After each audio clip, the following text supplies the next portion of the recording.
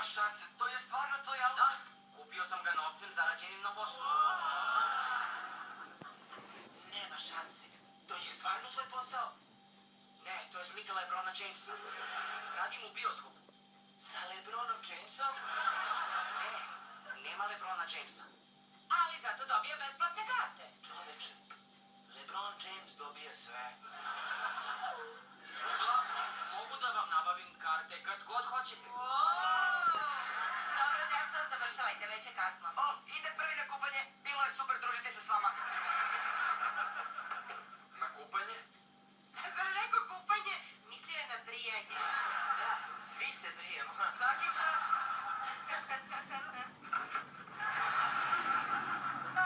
Mi bi onda trebalo da krenemo. Pa, šteta što je večer i došao kraj. Pa ono, ne mora da znači. Možete da pobegnete i nađete se opet s nama